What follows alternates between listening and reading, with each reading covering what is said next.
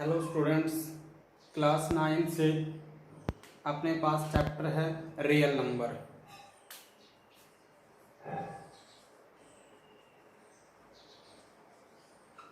Real number में हम exercise 1A 1B इसको हम कंप्लीट कर चुके हैं।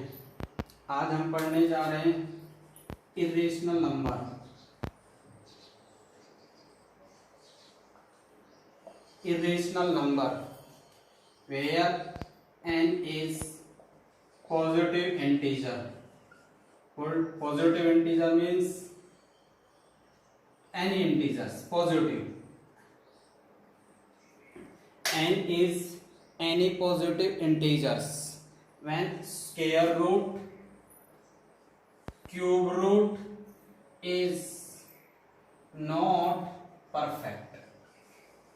परफेक्ट स्क्वायर ना निकले, परफेक्ट क्यूब ना निकले, आप उस नंबर को क्या कहेंगे? Irrational number. एक ऐसा नंबर जिसका square root, cube root possible नहीं है। जैसे √2, √3, √5, √7 are called the irrational number. Cube root of 2, cube root of 3, cube root of 5, etc. is also called the irrational numbers. Clear? Next.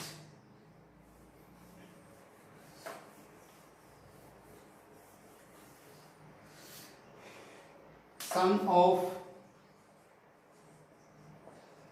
two rational number.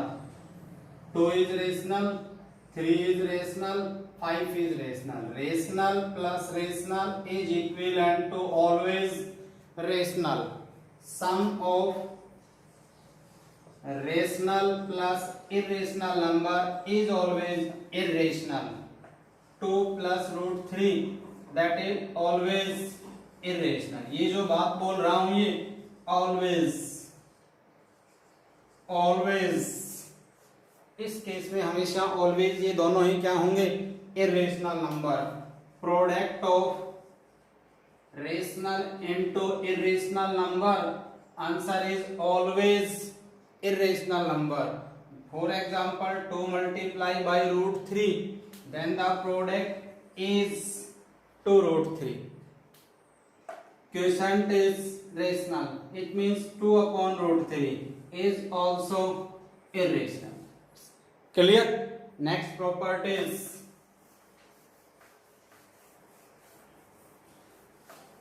Sum of two irrational number. आप कैसे number का कर रहे हैं sum? Two irrational number. For example √2 plus √3 answer कैसा है होगा अपना? Irrational. √2 minus √3 it is also irrational, but 2 minus √3, 2 plus √3 it is called irrational. It is completely irrational number, but the sum is equivalent to rational. क्योंकि √3 से √3 cancel, इसलिए हम इसको always नहीं कह सकते कि sum of two irrational number is always irrational. No, rational भी हो सकता है, इरेशनल भी हो सकता है। Product of two irrational number is, यहां पे तो क्या होगा? रेशनल, बट ये ऑलवेज नहीं है, ये इरेशनल भी हो सकता है, रेशनल भी हो सकता है। जैसे √2 multiply by √3 ये भी इरेशनल है, ये भी इरेशनल, इनकी प्रोडक्ट होगी तो क्या बनेगा? √6, ये भी क्या होगा? इरेशनल होगा। क्लियर? तो इस प्रकार से आप क्या पढ़ के पाए कि जब भी कोई दो नंबर्स को आप सम कर रहे हैं, डिफरेंस कर रहे हैं, प्रोडक्ट कर रहे हैं, डिवाइड कर रहे हैं, तो आप कंडीशन को पहले देखें कि क्या रेशनल होगा, क्या इरेशनल होगा। नेक्स्ट,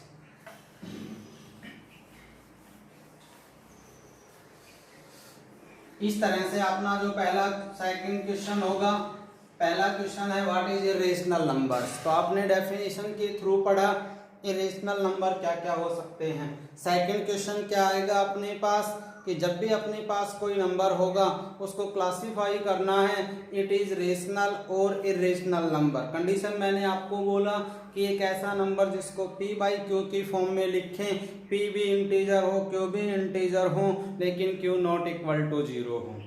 बट इरेशनल नंबर जिनका square root, cube root, fourth root, fifth root अगर कंप्लीटली परफेक्ट पॉसिबल नहीं है तो उस टाइम पे मैं उसको क्या कहूंगा, इट इज इरेशनल नंबर्स। उसके बाद आगे आता है रिप्रेजेंटिंग द रियल लाइन।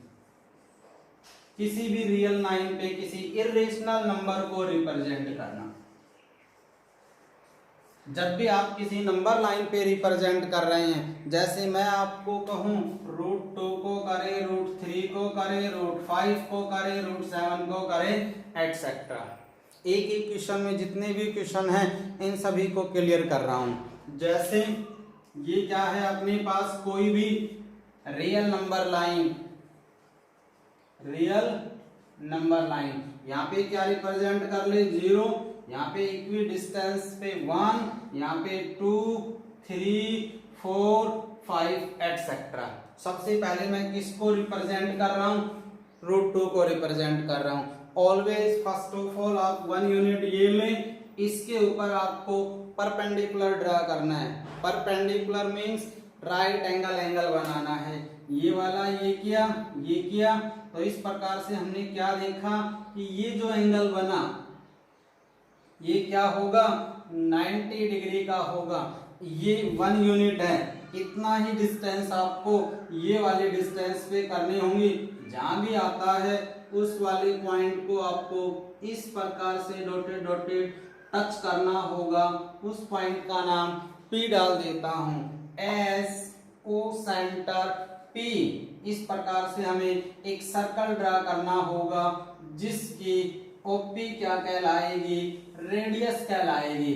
तो ये भी रेडियस अगर ध्यान से देखा जाए तो इसकी वैल्यू कितनी होंगी, ये कितना है 1 यूनिट, ये भी कितना है 1 यूनिट। दिखने में क्या है OP।